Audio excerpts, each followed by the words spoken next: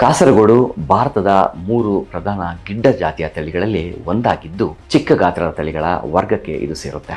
ಕೇರಳ ಹೊರತುಪಡಿಸಿ ಮಂಗಳೂರು, ಕೊಡಗು ಮತ್ತು ಕರ್ನಾಟಕದ ಕೆಲವು ಭಾಗಗಳಲ್ಲಿಯೂ ಇದು ಕಂಡುಬರುತ್ತೆ.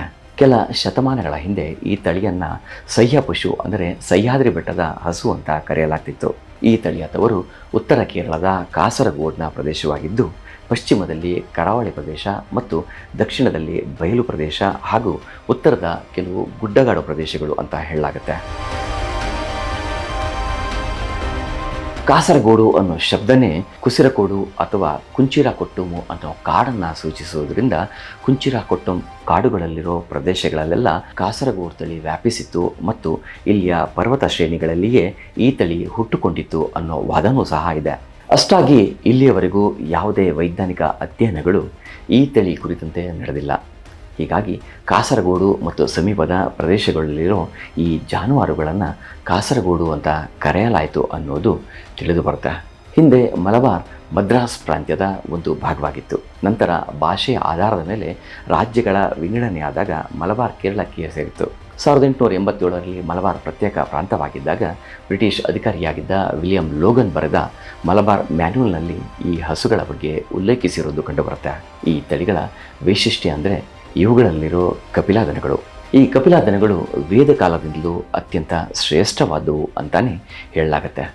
ಈ ದನಗಳ ಉತ್ಕೃಷ್ಟತೆ ಅವುಗಳ ಎಲ್ಲ ಉತ್ಪನ್ನಗಳಲ್ಲೂ ವ್ಯಕ್ತವಾಗುತ್ತವೆ. ಇವುಗಳ ತುಪ್ಪವನ್ನಂತೂ ಅಮೃತ ಅಂತಾನೆ ಭಾವಿಸುತ್ತೆ ಆಯುರ್ವೇದ. ಇಂತಹ ಕಪಿಲಾದನಗಳು ಹೆಚ್ಚಾಗಿ ಕಂಡುಬರೋದು ಕಾಸರಗೋಡು ತಳಿಯಲ್ಲೇ. ಇದನ್ನು ಬಿಟ್ಟರೆ ಮಲೆನಾಡು ಗಿಡ್ಡ ತಳಿಯಲ್ಲಿ ಸ್ವಲ್ಪ ಮಟ್ಟಿಗೆ ಕಂಡುಬರುತ್ತೆ. ಸ್ನೇಹಪರ ಮತ್ತು ತಿಳುವಳಿಕೆಯನ್ನು ಹೊಂದಿರೋ ಈ ತಳಿ ಉಷ್ಣ ಹಾಗೂ ತೇವದ ವಾತಾವರಣಕ್ಕೆ ಚೆನ್ನಾಗಿ ಹೊಂದಿಕೊಳ್ಳುತ್ತೆ.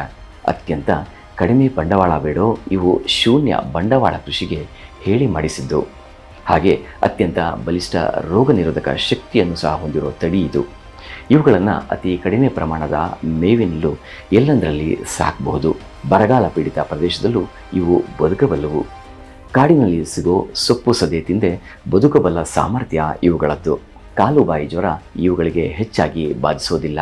ಕೆಲಸವನ್ನು ಚುರುಕಾಗಿ ಮಾಡೋ ಇವುಗಳಲ್ಲಿನ ಹಸುಗಳು ಅತ್ಯುತ್ತಮ ಖನಿಜಯುಕ್ತ ಹಾಲನ್ನು ನೀಡೋದು ಸಾಬೀತಾಗಿದೆ. ದಿನದಲ್ಲಿ ಸುಮಾರು 2 kgಯಷ್ಟು ಮೇವನ್ನು ತಿಂದು ಸರಾಸರಿ 1 ಲೀಟರ್ ಹಾಲು ಕೊಡೋ ಸಾಮರ್ಥ್ಯ ಇವುಗಳಿಗಿದೆ. ಕೆಲವೊಂದು ಕಡೆ ಇವುಗಳು ದಿನವೊಂದರಲ್ಲಿ ಸುಮಾರು 2.5ರಿಂದ 3 ಲೀಟರ್ವರೆಗೂ ಹಾಲನ್ನು ನೀಡಿರೋದು ವರದಿಯಾಗಿದೆ. ಇವುಗಳು ಬಣ್ಣದಲ್ಲಿ ಸಾಮಾನ್ಯವಾಗಿ ಕಪ್ಪಾಗಿದ್ದು ಬಿಳಿ ಮತ್ತು ಕೆಂಪು ಬಣ್ಣದಲ್ಲೂ ಕಾಣಸಿಗ್ತವೆ. ಇವುಗಳಲ್ಲಿಯ ಗಂಡು ಕರುಗಳು 1 ವರ್ಷದ ಅವಧಿಯಲ್ಲಿ ಹುಟ್ಟಿದ ತೂಕಕ್ಕಿಂತ ಸುಮಾರು 7.8 ಪಟ್ಟು ಹೆಚ್ಚು ಬೆಳೆಯುತ್ತವೆ. ಈ ರೀತಿಯ ಬೆಳವಣಿಗೆ ಈ ಹಂತದಲ್ಲಿ ಬೇರೆ ಯಾವುದೇ ಭಾರತೀಯ ಗೋತಳಿಗಳಲ್ಲಿ ಇಲ್ಲಿಯವರೆಗೂ ವರದಿಯಾಗಿಲ್ಲ. ಗ್ರಾಮೀಣ ಪ್ರದೇಶಗಳ ಬೆಳವಣಿಗೆ ಮತ್ತು ಅಭಿವೃದ್ಧಿಯಲ್ಲಿ ಪ್ರಮುಖ ಪಾತ್ರವನ್ನು ವಹಿಸುತ್ತಿದ್ದ ಈ ತಳಿಗಳು ಸುಭಾಷ್ ಪಾಳೇಕರ್ ಅವರ ಶೂನ್ಯ ಬಂಡವಾಳ ಕೃಷಿ ಪದ್ಧತಿಯಿಂದ ಬೇಡಿಕೆಯನ್ನು ಹೆಚ್ಚಿಸಿಕೊಂಡಿವೆ. ಈ ತಳಿಯನ್ನು National Bureau for Animal Genetic Resources ಸೂಚಿಸಿರೋ ದೇಶದ 37 ಸ್ಥಳೀಯ ಜಾನುವಾರುಗಳ ಪಟ್ಟಿಯಲ್ಲಿ ಸೇರಿಸಲಾಗಿಲ್ಲವಾದರೂ ಸೇರಿಸೋ ಪ್ರಯತ್ನಗಳು ನಡೀತಿವೆ. ಸರ್ಕಾರಿ ಕಡತಗಳ ಅಂಕಿಅಂಶಗಳು ಕಾಸರಗೋಡು ತಳಿ ಸಾವಿರಾರು ಸಂಖ್ಯೆಯಲ್ಲಿ ಇವೆ ಅಂತ ಹೇಳುತ್ತವಾದರೂ ವಾಸ್ತವ ಸ್ಥಿತಿ ಬೇರೆಯೇ ಇದೆ. ಅತ್ಯಂತ ವೇಗವಾಗಿ ನಾಶವಾಗ್ತಿರೋ ಭಾರತೀಯ ತಳಿಗಳಲ್ಲಿ ಕಾಸರಗೋಡು ಕೂಡ ಒಂದು. 1960ರಲ್ಲಿ ಕೇರಳ ಅಳವಡಿಸಿಕೊಂಡ ಮಿಶ್ರತಳಿ ಕಾರ್ಯಕ್ರಮಗಳು ಈ ತಳಿ ಸೇರಿದಂತೆ ಸ್ಥಳೀಯ ಜಾನುವಾರುಗಳನ್ನು ಮಿಶ್ರ ತಳಿಗಳನ್ನಾಗಿ ಪರಿವರ್ತಿಸಿದವು. ಕೆಲವಷ್ಟು ಮಾಂಸಕ್ಕಾಗಿ ಹತ್ಯೆ ಆದರೆ ಇನ್ನುಳಿದವು ಕೃತಕ ಗರ್ಭಧಾರಣೆಯಿಂದಾಗಿ ಕಣ್ಮರೆಯಾದವು. ಒಂದರ್ಥದಲ್ಲಿ ಸಣ್ಣ ಮಾಂಸ ತಳಿಗಳಾಗಿ ಇವು ಹೊರಹೊಮ್ಮಿದ್ದು ಮಾತ್ರ ದುರಂತ. ಕೇರಳದ ಜಾನುವಾರು ವಲಯ ಸಹ ಈ ದೃಷ್ಟಿಯಲ್ಲೇ ಈ ತಳಿಯನ್ನು ನೋಡಿದ್ದು ಮತ್ತೊಂದು ವಿಪರ್ಯಾಸ. ಹೀಗಾಗಿ ಕಸಾಯಿಖಾನೆಗಳಿಗಿಂತ ಹೆಚ್ಚಾಗಿ ಕೃತಕ ಗರ್ಭಧಾರಣೆಯೇ ಇವುಗಳ ಸಂತತಿಗೆ ಶಾಪವಾಗಿದೆ ಅಂತಾನೆ ಹೇಳಲಾಗತ್ತೆ. ಹೀಗೆ ಇಂದು ಇವುಗಳ ಸಂಖ್ಯೆ ಸುಮಾರು 2,000ಕ್ಕೂ ಕಡಿಮೆ ಇದೆ ಅಂತಾನೆ ಅಂದಾಜಿಸಲಾಗಿದೆ. ಇದರ ಆನುವಂಶಿಕ ಸಂಪನ್ಮೂಲವನ್ನು ಸಂರಕ್ಷಿಸುವ ಕೆಲಸವನ್ನು ವೆಚೂರ್ ಕನ್ಸರ್ವೇಷನ್ ಟ್ರಸ್ಟ್ ಮುಂದುವರಿಸುತ್ತಿದೆ. ಈ ತಳಿಯ ಹಾಲಿನಲ್ಲಿ ಹೆಚ್ಚಿನ ಪೌಷ್ಟಿಕಾಂಶವಿದ್ದು A2 ಕೆಸಿನ್ ಪ್ರೋಟೀನ್ ಅಂಶವಿದೆ.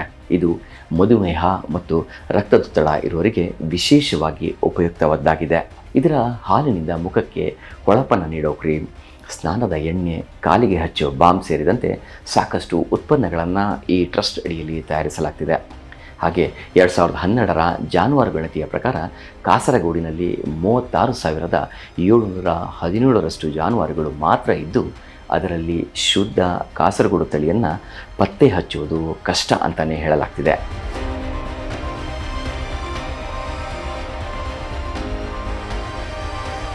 ಈ ತಳಿಯನ್ನು ಅಭಿವೃದ್ಧಿಪಡಿಸೋ ಮತ್ತು ಸಂವರ್ಧಿಸುವ ಉದ್ದೇಶದಿಂದಲೇ 2010ರಲ್ಲಿ ಕಾಸರಗೋಡು ಡ್ವಾರ್ಫ್ ಕನ್ಸರ್ವೇಷನ್ ಸೊಸೈಟಿಯನ್ನು ಸ್ಥಾಪಿಸಲಾಗಿದೆ.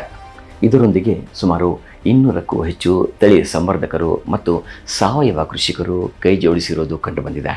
ಹಾಗೆ ತಡವಾದರೂ ಈ ಅಪರೂಪದ ತಳಿಯ ಕುರಿತಂತೆ ಅಧ್ಯಯನ ಮತ್ತು ಸಂಶೋಧನೆ ನಡೆಸೋಕ್ಕಂತಲೇ ಕೇರಳದಲ್ಲಿ ಬೇಲಾ ಕ್ಯಾಟಲ್ ಫಾರ್ಮನ್ನು ಕೇಂದ್ರೀಯ ಪಶು ವೈದ್ಯಕೀಯ ವಿಶ್ವವಿದ್ಯಾಲಯದ ಅಡಿಯಲ್ಲಿ ಸರ್ಕಾರ ಅಭಿವೃದ್ಧಿಪಡಿಸುತ್ತಿರೋದು ಸಕಾರಾತ್ಮಕ ಬೆಳವಣಿಗೆ ಅಂತಲೇ ಹೇಳಲಾಗ್ತಿದೆ. ಇದರ ಜೊತೆಗೆ ಕರ್ನಾಟಕದ ರಾಮಚಂದ್ರಾಪುರ ಮಠದಿಂದ ನಿರ್ವಹಿಸಲಾಗ್ತಿರೋ ಅಮೃತಧಾರ ಗೋಶಾಲೆಯಲ್ಲಿ ಈ ಜಾತಿಯ 200ಕ್ಕೂ ಹೆಚ್ಚು ಗೋವುಗಳನ್ನು ಅಭಿವೃದ್ಧಿಪಡಿಸ್ತಿರೋದು ಈ ತಳಿಯನ್ನು ಉಳಿಸೋದ್ರಲ್ಲಿ ಸಹಕಾರಿಯಾಗಿದೆ. ಮುಂದಿನ ಎಪಿಸೋಡ್ನಲ್ಲಿ ಮತ್ತೊಂದು ಅಪರೂಪದ ಭಾರತೀಯ ತಳಿಯ ಪರಿಚಯವನ್ನು ಮಾಡಿಕೊಡ್ತೀನಿ. ಅಲ್ಲಿಯವರೆಗೂ ನಮಸ್ಕಾರ.